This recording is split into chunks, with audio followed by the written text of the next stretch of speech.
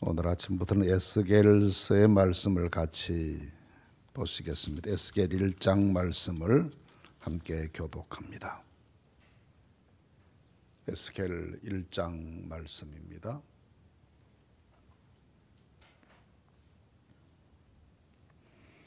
서른째 해 넷째 달 초다새에 내가 그발 강가 사로잡힌 자 중에 있을 때에 하늘이 열리며 하나님의 모습이 내게 보이니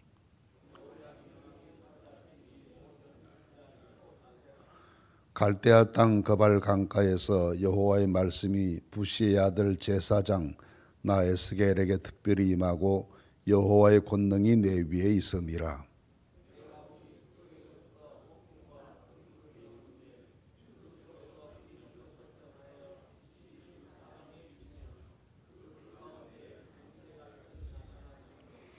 그 속에서 내 생물의 형상이 나타나는데 그들의 모양이 이러하니 그들에게 사람의 형상이 있더라.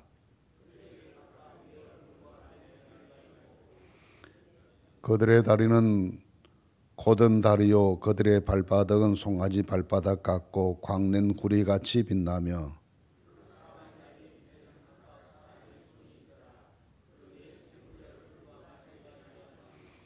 날개는 다 서로 연하였으며 갈 때에는 돌이키지 아니하고 일제히 앞으로 곧게 행하며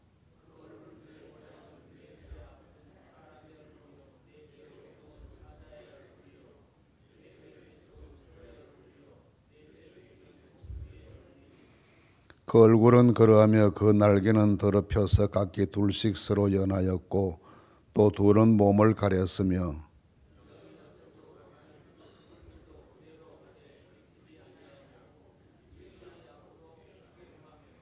또 생물들의 모양은 타는 숯불과 횃불 모양 같은데 그 불이 그 생물 사이에서 오르락 내리락 하며 그 불은 광채가 있고 그 가운데에서는 번개가 나며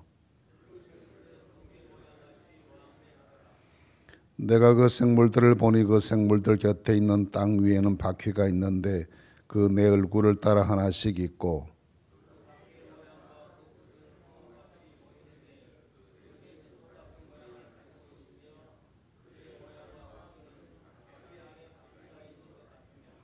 그들이 갈 때에는 사방으로 향한 대로 돌이키지 아니하고 가며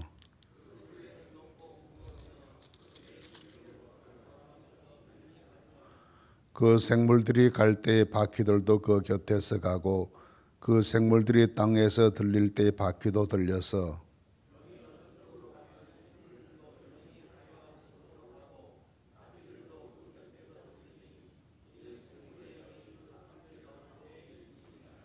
그들이 가면 이들도 가고 그들이 있으면 이들도 쓰고 그들이 땅에서 들릴 땐 이들도 그 곁에서 들리니 이는 생물의 영이 그 바퀴들 가운데 있음이더라.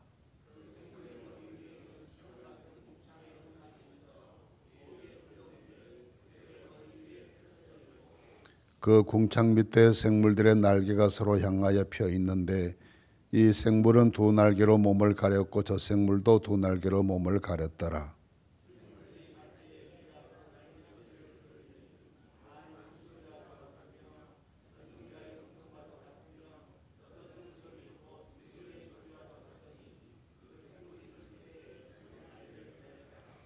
그 머리 위에 있는 궁창 위에서부터 음성이 나더라. 그 생물이 쓸 때 그 날개를 내렸더라.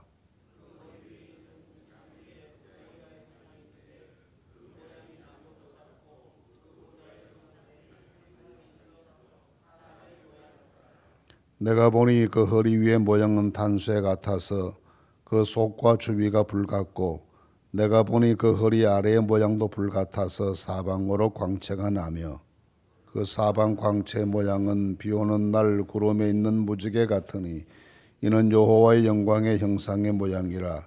내가 보고 엎드려 말씀하시는 이의 음성을 들으니라. 아멘. 오늘 아침부터 새벽 기도회 시간에 에스겔서의 말씀을 함께 읽으면서 같이 은혜를 나누게 되겠습니다. 1장 말씀을 읽으시면서 다 느끼셨겠지만 도대체 무슨 말씀인지 이해하기가 쉽지 않는 내용입니다. 무슨 생물의 이야기가 나오고 짐승의 이야기도 나오고 바퀴 이야기도 나오고 하는데 우리가 살아가는 오늘의 이 문명 세계의 상식을 가지고는 도저히 이 말씀들이 잘 어떤 모양을 말하는지 읽으면서도 내용 파악이 쉽지 않는 난해한 내용들입니다. 이런 에스겔서에는 주로 6개의 환상을 본 내용을 중심으로 말씀이 구성되어 있기 때문에 그 환상이 가져다 준 의미가 무엇인지를 바르게 이해하는 것이 필요하다고 하겠습니다. 그런 본론적인 이해를 하기에 앞서서 가장 먼저 중요한 것은 이 에스겔서가 도대체 어떤 책인가라는 전체의 개관을 먼저 파악해야 그 안에 들어있는 환상이나 또는 여러 묵시의 내용들을 잘 이해하기가 쉬울 것이라 생각하고 오늘 아침에는 전체적인 이 내용이 에스겔서가 어떤 책인가에 대해서 설명을 드리는 시간으로 가지겠습니다. 우선 에스겔 선지자는 BC 622년경에 출생한 분으로 보입니다. 622년경이면 유대 나라가 거의 몰락해가는 나라의 그 망국의 과정을 걷고 있던 그런 시기였습니다. 그래서 몰락하는 과정을 지켜보았고 그 후에 포로가 되어서 바벨론으로 끌려갔는데 그 바벨론 포로지에서 힘들고 고통스러운 삶을 사는 중에 하나님의 부르심을 받고 선지자가 되어서 바벨론 포로지에 살던 유다 민족들을 격려하고 위로하고 믿음으로 바로 세우는 그런 일을 감당했던 선지자가 에스겔입니다. 주로 큰 포로가 3차례 있었다고 보는데 첫째 포로가 605년 BC 605년경에 있었습니다. 이때에 이 605년 첫 번 포로가 있었을 때 다니엘과 그의 세 친구들이 포로가 되어 끌려갔습니다. 이때 이 광경을 아마 에스겔도 지켜보았을 터인데 에스겔의 그때 나이가 17살 정도였습니다. 오늘날과 달리 당신 17살이라고 하면 굉장히 성인에 속하는 나이였고 또 에스겔이 제사장 가문에 속해서 출생했던 제사장이었기 때문에 그는 굉장히 이 모든 과정을 예의주시했고 나라가 망하고 친구들이 포로로 끌려가고 하는 이런 광경들을 가슴 아프게 지켜보았을 것으로 보입니다. 이 시기에는 예레미야가 활발하게 예언자로 예루살렘에서 활동하고 있을 때였습니다. 예레미야와 이 에스겔, 다니엘 이 두 사람과 사이에는 약 20년 정도의 나이 차이가 있어서 예레미야가 가장 그 같은 시기에 활동했지만 선배로서 활동을 했고 다니엘과 에스겔이 포로지에서 활동한 것으로 보입니다. 에스겔이 포로로 끌려가게 된 것은 597년 여호야긴 왕의 포로 때였습니다.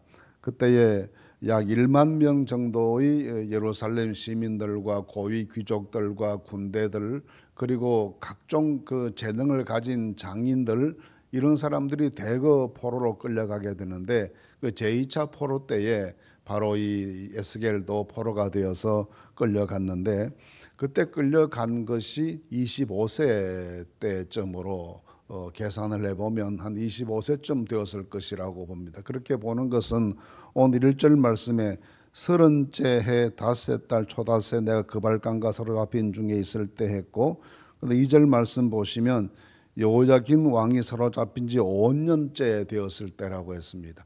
그러니까 25세 때에 포로로 끌려갔으니까 그때가 30세였다는 의미에서 1절에 30째 해 내가 하나님께로부터 부름을 받았다 그렇게 보여집니다. 그러니까 17살 때 친구들이 끌려갔고 25살 때 그가 포로가 되었고 포로가 된 지 5년 만인 30세 되었을 때 환상을 보면서 하나님께로부터 선지자로 부름받아서 이 포로지에서 선지자 활동을 하면서 그 포로 삶을 살아가던 어려운 백성들을 위로하고 격려하는 그런 책임을 맡게 됐습니다. 대체로 592년 주전 592년에서부터 570년 정도까지 22년 정도 예언자로 활동한 것으로 보이고 마지막 한 10년 동안을 노쇠한 가운데 지내다가 BC 560년에 세상 떠난 것으로 그렇게 학자들은 짐작합니다. 이 시기에는 다니엘이 먼저 에스겔보다 먼저 끌려가서 이미 활동을 하고 있었을 때였습니다. 때문에 다니엘에 대한 소문이 유대인 사회에서 공공연하게 많이 알려져 있었기 때문에 에스겔 역시 다니엘에 대한 이야기를 많이 들은 것처럼 보입니다. 왜냐하면 이 에스겔서의 다니엘과 관련된 이야기를 세 차례, 네 차례 반복해서 하는 것을 보게 됩니다.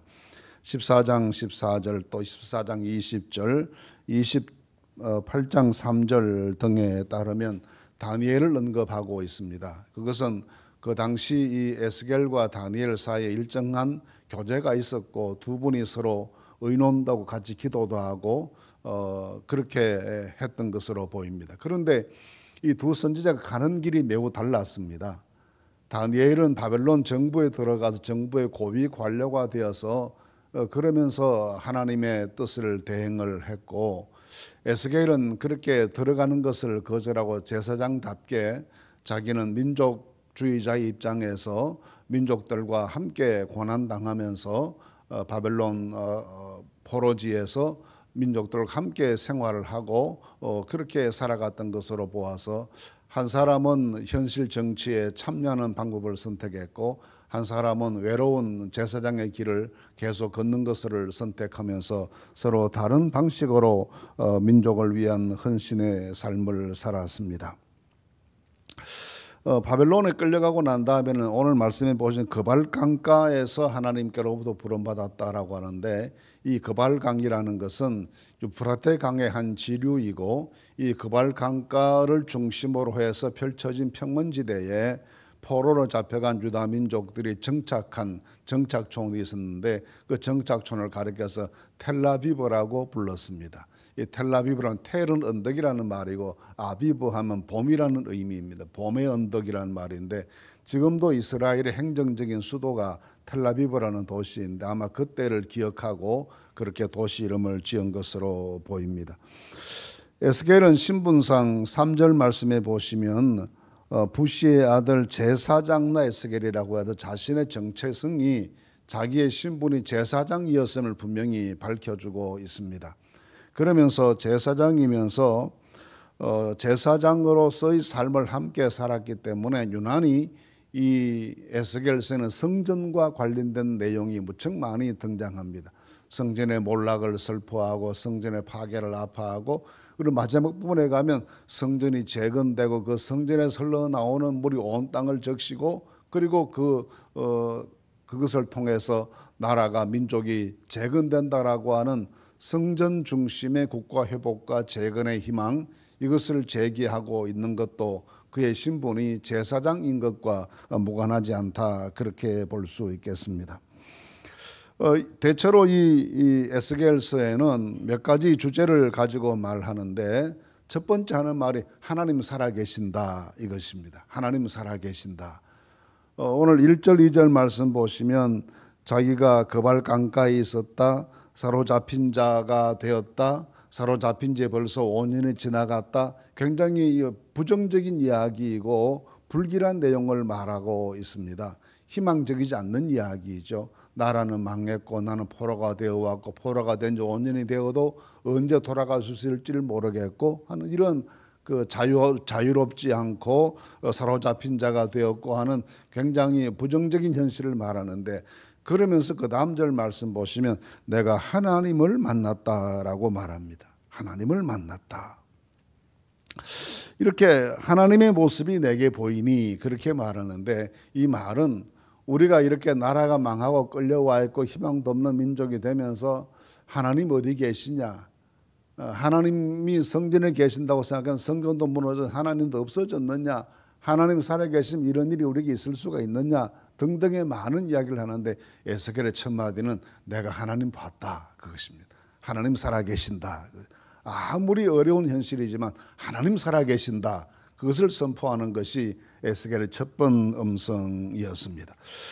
두 번째로 에스겔은 이 말씀 속에 하나님께서 우리의 영혼을 새롭게 하신다, 새 마음을 주신다, 그런 말씀이 유난히 많습니다. 새 영을 부어주신다, 새 마음을 주신다, 새 심령을 주신다, 이런 내용이 많은 것을 보아서 우리의 시급한 문제가 정치적으로 해방되는 것이거나 여기에 일차적인 목표가 있는 것이 아니고, 우리의 시급한 문제는 우리 영혼이 다 새롭게 되고 믿음이 새롭게 되는 여기에 있다는 것을 백성들에게 일깨워 줍니다. 가장 다급한 과제가 뭐냐? 가장 중요한 숙제가 뭐냐?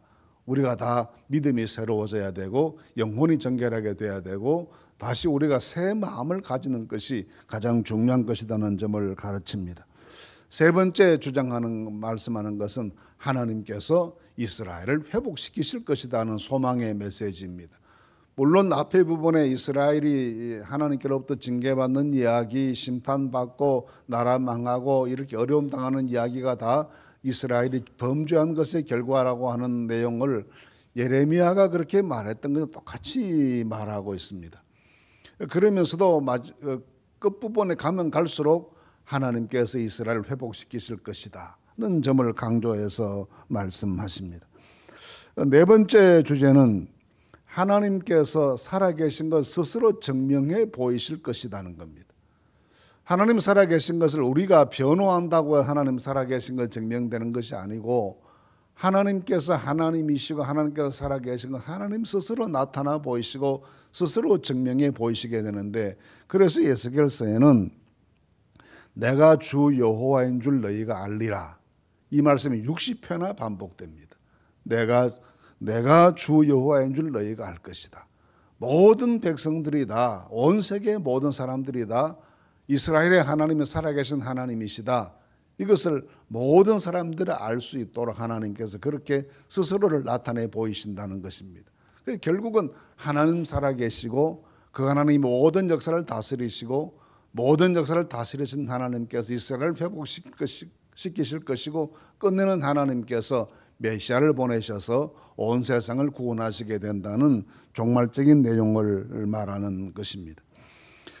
내용을 보시면 크게 1장에서부터 24장까지는 그의 소명과 유다의 심판에 대한 말씀을 하고 있고, 25장에서 32장까지는 이방 나라들이 하나님 앞에 벌을 받게 된 이방 세계에 대한 하나님의 징계를 말씀하고 있고, 33장에서 48장까지는 회복과 메시아 왕국에 대한 소망을 제시하는 것으로 이 에스겔서가 마무리되게 되어 있습니다. 말씀드린 것처럼 여러 가지 환상 이야기가 많고 그렇기 때문에 굉장히 난해한 부분들이 많습니다. 일일이 그 모든 구절구절들을 다 우리가 파악할 수는 없고, 전체적인 에스겔서의 주제나 말씀하고자 하는 내용이 여기에 있다는 것을 생각하고 에스겔서를 읽어보시면 이 모든 것을 통해서 하나님께서 우리에게 무엇을 말씀하시는지를 알게 됩니다. 오늘 1장 말씀에서도 복잡한 내용이 많습니다. 그가 바라보았던 하나님의 모습을 설명하는데 아무리 설명하고 또 설명해도 하나님의 모습이 우리에게 잘 그려지지 않습니다. 말씀하고자 하는 주체는 영광스럽고 거룩하고 어미하신 하나님이 지금도 분명히 살아계신다, 내가 그 하나님 봤다, 그 이야기입니다. 우리가 오늘 에스겔이 주는 이 말씀을 귀담아 들으실 수 있기를 바랍니다. 하나님 살아계신다. 모든 사람들이 나라가 망한 다음에 하나님 안 계신 것 같다고 생각하는데 아니다, 내가 하나님 만났다, 내가 본 하나님 이런 하나님이다, 살아계시고 어미하시고 능력 많으시고 온 세상 다스리시고 하시는 이 하나님 지금 살아계신다, 이것을 외치는 내용이 1장 말씀이라고 하겠습니다. 1장 말씀의 내용은 내일 아침에 다시 좀 설명을 드리도록 하겠습니다. 중요한 장이니까 한 번 더 읽고 한 번 더 설명드리도록 그렇게 하겠습니다. 일단 우리는 오늘 아침에 하나님 살아계신다, 이 에스겔의 외침을 마음에 새기시는 아침이 되시기를 간절히 바랍니다. 하나님 살아계신다, 이것을 외치고 있는 겁니다.